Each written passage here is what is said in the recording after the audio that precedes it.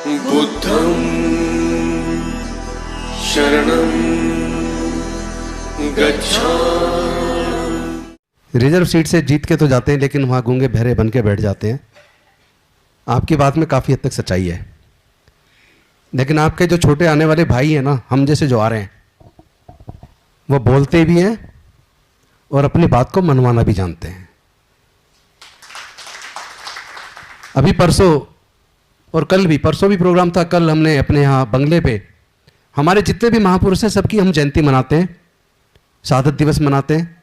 तो कल मानवर कांसीराम साहब का श्रद्धांजलि दिवस हम लोगों ने घर पे मनाया, पुण्यतिथि मनाई। नाना करते करते भी, चूंकि कोविड में रूल रेगुलेशंस हैं, फिर भी 200 लोग आ गए। तो एक मीडिया चैनल वाले ने पूछा, आप इतना खुल के बोलते हो, क्या आपको डर नहीं लगता कि आपका चैनल, आपका टिकट कट जाएगा, आपकी कुर्सी चली जाएगी, आप मारे जाओगे? तो मैंने उनको जवाब दिया कि हम अगर नहीं बोलेंगे तो जरूर मारे जाएंगे। ये कुर्सियां टेम्परेरी है, प्राइवेट, ये कोई परमानेंट नहीं है। एक भी एग्जाम्पल दिखा दो जो मंत्री बने हो या कुछ और ऊपर बने हो और वो अपने साथ उस कुर्सी को लेके गए हो। एक भी एग्जाम्पल दिखा दो जिसने जिंदगी भर पैसा कमाया हो और मरने के साथ उस पैसे को साथ लेके गए हो। पासवान जी भी अब हमारे बीच नहीं रहे। 1990 में उनकी भी तुत्ती बोलती थी। मैं उस घर में दीपक जलाने चला हूं जहां सदियों से अंधेरा है। वो दीपक तो शायद नहीं जल पाया, घर में चिराग जरूर पैदा हो गया। तो एक तो होता है व्यक्तिगत तरक्की कर लो, आप जितने मर्जी कमा लो, उसकी कोई वैल्यू नहीं है। मेरा यह मानना है कि डॉक्टर बाबा साहब अंबेडकर दोबारा आने वाले नहीं है, मानवर कांसीराम साहब दोबारा आने वाले नहीं है। हम में से और आप में से किसी को डॉक्टर बाबा साहब अंबेडकर बनना पड़ेगा, मानवर कांसीराम साहब बनना पड़ेगा। और आज समय की मांग और भी ज्यादा है। वजह यह है कि कॉलेजियम में हमारा कोई आदमी नहीं है। सुप्रीम कोर्ट और हाई कोर्ट के अंदर जो जजेस बनते हैं,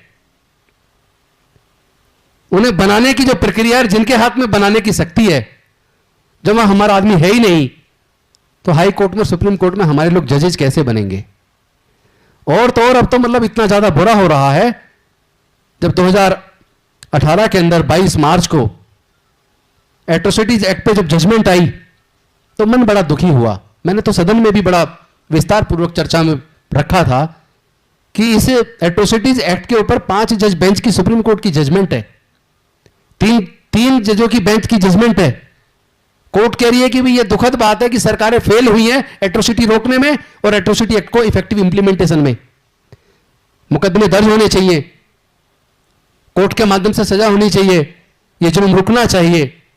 तो 5 जज बेंच की जजमेंट तो ये कह रही है कि मुकदमे दर्ज होने चाहिए, और एक 2 जज की बेंच कहती है कि भाई अगर कोई सरकारी नौकरी में तो उसके कंपिटेंट अथॉरिटी से पहले परमिशन लो गिरफ्तारी की, और अगर कोई प्राइवेट व्यक्ति है तो एसएसपी से गिरफ्तारी की परमिशन लो। कौन एसएसपी या कंपिटेंट अथॉरिटी परमिशन देगी? मतलब पूरे के पूरे एक्ट को डायलूट 2 जज कर रहे हैं, 5 जज बेंच की जजमेंट को भी कर रहे हैं। तो is it not amount to contempt of court? 5 जज बेंच की जजमेंट को क्या 2 जज की बेंच की जजमेंट ओवररूल कर सकती है? लेकिन किया। अगर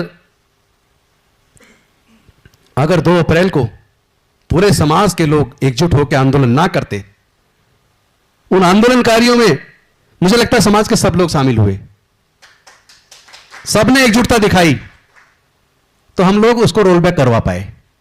200 पॉइंट रोस्टर वाले मुद्दे पर सब लोग एकजुट हुए, सबने मिलकर संघर्ष किया, तो हम लोग उसको भी रोल बैक करवा पाए।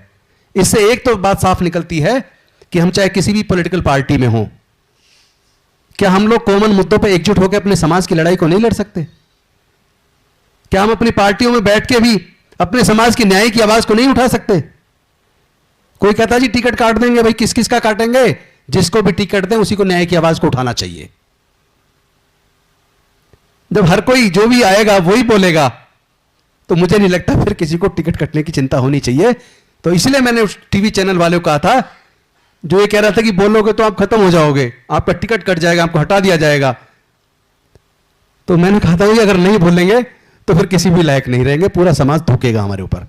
क्योंकि हम लोग, जो लोग आज मंत्री बने बैठे हैं या कोई सांसद या एमएलए बना बैठा है, तो वो ये बात भूल जाए कि वो अपनी ताकत से बन के आया है, वो भूल जाए कि वो अपनी काबिलियत से बन के आया है। अगर ये रिजर्वेशन ना होता तो एमपी एमएलए मंत्री बनने तो दूर की बात है, कोई गांव का प्रधान ना बनने दे। दिल्ली के अंदर दिल्ली बार काउंसिल है, जिसमें हम लोग रजिस्ट्रेशन कराते हैं वकील बनने से पहले, फिर वकालत का लाइसेंस मिलता है।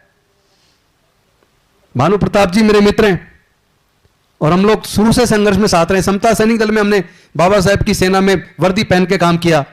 मानवर कांसीराम साहब के साथ वॉल राइटिंग की रात रात कहां कहां नहीं घूमे। तो उस संघर्ष से मैं एक बात तो कह सकता हूं कि बार काउंसिल में 25 लोग हैं, हमारे यहां दिल्ली बार काउंसिल में 25 लोग हैं। चूंकि हमारा रिजर्वेशन नहीं है, आज तक का इतिहास है, एक भी शेड्यूल कास्ट बार काउंसिल का चुनाव नहीं जीत पाया। यह मैंने एग्जाम्पल इसलिए दिया है, बहुत से लोग कहते हैं कि मैं अपनी काबिलियत से मंत्री बनाऊं, एमएलए बनाऊं, एमपी बनाऊं। 25 में एक आदमी नहीं जीता पा रहे हम, जबकि कम से कम 8-10 हजार वकील तो हमारे लोग होंगे, एक नहीं जीता पाए आज तक। यानी यह सीधा सा एग्जाम्पल है कि अगर यह रिजर्वेशन खत्म हो जाए तो शायद एक एमएलए बनाना बड़ा मुश्किल हो जाएगा। इसलिए हम लोग को समझना चाहिए कि we are representing to the society in the assembly और इन द लोकसभा, और वहां हम रिप्रेजेंट करने की बजाय हमारे समाज के हक और अधिकारों का कत्ल होता रहे, या वहां संसद में ऐसे विधेयक पास हो जाएं, ऐसे बिल पास हो जाएं जो हमारे समाज का नुकसान करते हों, और हमारे चुने हुए प्रतिनिधि वहां सांसद बन के चुप बैठे रहें, ऐसे बने रहने से तो मर जाना बेहतर है।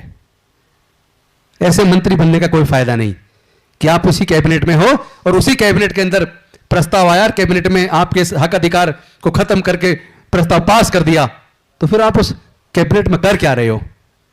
क्या आपको अपने, चूंकि आप रिप्रेजेंट कर रहे हो, आप रिजर्व सीट से जीत के आए हो, ये आपका मोरल दायित्व भी है, सामाजिक दायित्व भी है, कॉन्स्टिट्यूशनल ड्यूटी भी है कि आप अपने समाज के हक और अधिकार की बात को मजबूती से रखो। तो चूंकि सब लोग काफी मेरे ख्याल से लंबे समय से बैठे, मैं नहीं चाहूंगा कि मैं लंबा भाषण दूं, मुझे वैसे ही उन्होंने कहा 2 मिनट आपको दे रहे हैं, तो मैं अपनी बात को छोटा करता हूं एक निवेदन के साथ। हम लोग मान्यवर साहब से बचपन से सुनते आए, हम 85% हैं, हम हुक्मरान हमें बनना चाहिए। हम 85 की बात करते रहे पर कभी 85 बन नहीं पाए। हमारे 85 में से लोग उस 15 के साथ जाके खड़े हो जाते हैं, वो 15 वाला 85 हो जाता है, हम 15 रह जाते हैं, और वो बुरे कर्म करके फिर जीत जाता है।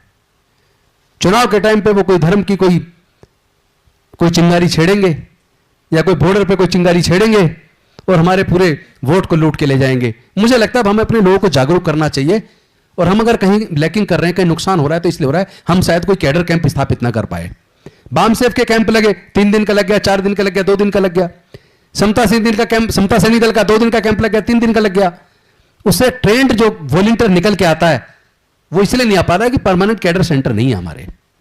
हमें अपने समाज के बहुजनों के कैडर सेंटर स्थापित करने पड़ेंगे, जहां उन्हें पूरा लेके तथागत बुद्ध से मानवर कांसीराम साहब तक जितने भी हमारे महापुरुष हुए, उनका जो जीवन संघर्ष है, उस जीवन संघर्ष को कैडराइज करके अपने लोगों को तैयार करके निकालना पड़ेगा।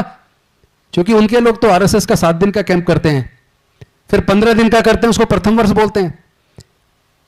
उसके बाद फिर 1.5 महीने का नागपुर में करते हैं, उसको द्वितीय वर्ष बोलते हैं। उनमें से कुछ लोग छटते हैं, उनका फिर 1.5 महीने की और ट्रेनिंग होती है, और वो लोग फिर जिलों में जाते हैं, प्रदेशों में जाते हैं, तो प्रचारक बनते हैं। वो अपने समाज का, अपने मिशन मूवमेंट को जानते हैं, क्योंकि वो ट्रेंड होके आए हैं। हम लोग अपने बुजुर्गों के भाषण सुन सुन के नेता बने हैं, हम ट्रेंड नहीं है, कैडराइज नहीं है। मुझे लगता है ये हमारा जो पार्ट है वो नेगेटिव पार्ट है, जिस पे हमें काम करने की जरूरत है। हमें स्थायी तौर पे अपने कैडर स्थापित करने पड़ेंगे, अपने लोगों को अपने समाज का गौरवशाली इतिहास बताना पड़ेगा, अपने महापुरुषों के जीवन संघर्ष को पढ़ाना पड़ेगा। क्योंकि जो कौम इतिहास नहीं जानती वो कभी इतिहास बना नहीं सकती। और दूसरा, ये जो हम 85 करते हैं, इस 85 को 85 वास्तव में बनाना है। अभी तो हम अपनी अपनी जाति पे घमंड कर रहे हैं। कोई लिख रहा है बोर्ड पे दी ग्रेट चमार, क्या मतलब है भाई? जब हम अपनी अपनी जाति, अबे जाति बनाई किसने है भाई? जिसने जानबूझ के चतुराई से हमें छोटी छोटी जातियों में बांट के हजारों वर्षों से हमारे ऊपर शासन किया है, उसने जाति बनाई। अब हमें जब समझ आ रही है कि ये जातियां उसने बनाई हैं, हमारा खून एक है, तो अब हमें कम से कम जाति खत्म करने पे काम शुरू कर देना चाहिए।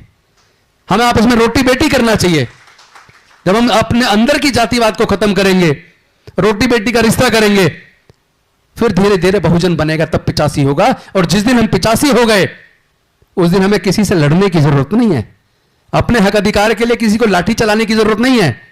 डॉक्टर बाबा साहेब अंबेडकर जी से सीख लेनी चाहिए। उन्होंने हजारों साल की गुलामी से हमें जो आजादी दिलाई, उसमें कोई तलवार नहीं चलाई, किसी को चोट नहीं पहुंचाई। उन्होंने अपनी विद्वता से, अपनी कलम से, अपनी काबिलियत से, अपनी योग्यता से अंग्रेजों को कन्विंस करके हमारे समाज के हक अधिकार। अंबेडकर नेशन चैनल आर्थिक समस्या से गुजर रहा है।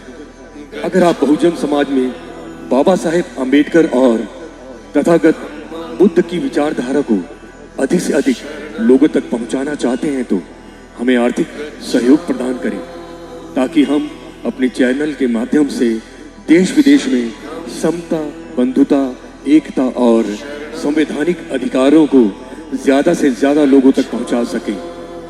अंबेडकर नेशन चैनल जो YouTube पर भी प्रसारित होता है, प्रस्तुतकर्ता गौतम रत्नम। आप अपनी सहायता राशि नीचे लिखे खाते में जमा करा सकते हैं। खाता धारक गौतम रत्नम। खाता संख्या 3169576865 IFSC कोड SBIN 0060336। बैंक भारतीय स्टेट बैंक।